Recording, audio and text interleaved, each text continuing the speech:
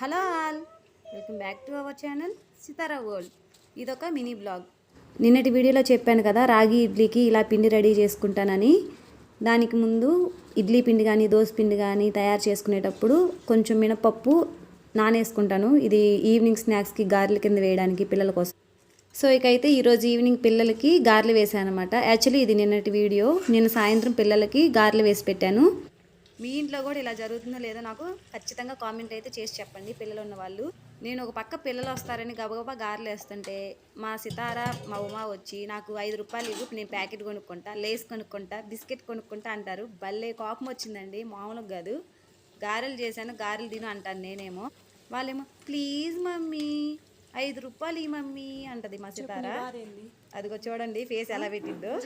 ఇక మా ఉమా అయితే మీమ్స్ చేస్తున్నాడు, మమ్మీ ఆ పిల్ల అట్ట అడుగుద్ది అని. ఇక ఆ సీన్ అంతటితో కట్ అయిపోయింది అనమాట. ఇక నెక్స్ట్ వచ్చేసి ఇది మార్నింగ్ టిఫిన్స్కి. ఉదయం అయితే రాగి ఇడ్లీ చేశాను కదా, ఇక నెక్స్ట్ మార్నింగ్ మళ్ళీ కూడా రాగి ఇడ్లీనే అంటే కొంచెం తినడానికి కష్టపడతారు వీళ్ళు. ఇక ఆ ఇడ్లీ పిండిలో కొంచెం వాటర్ కలిపి కొంచెం పలుచగా చేసుకొని ఇలా దోశలు వేసుకుంటారంటే క్రిస్పీగా రాగి దోశ సూపర్ ఉంటుంది. ఒక్కసారి తింటే మళ్ళీ కూడా అలా రాగి దోశ తినాలని అనుకుంటారు, అంత బాగుంటుంది.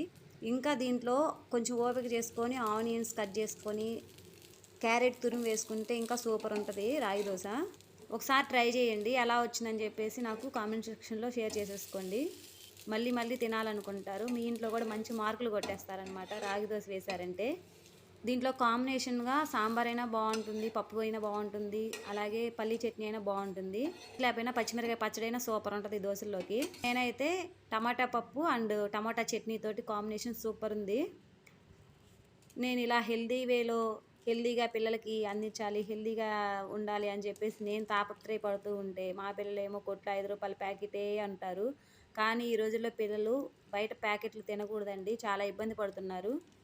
ఎక్కువగా బయట ప్యాకెట్లు తినే వాళ్ళకి స్టమక్ పెయిన్ అని, గ్యాస్ ప్రాబ్లం అని, డైజెషన్ ప్రాబ్లం అని జరుగుతుంది. హాస్పిటల్ తీసుకుపోతే ప్యాకెట్లు కొనియద్దు అని చెప్తారు.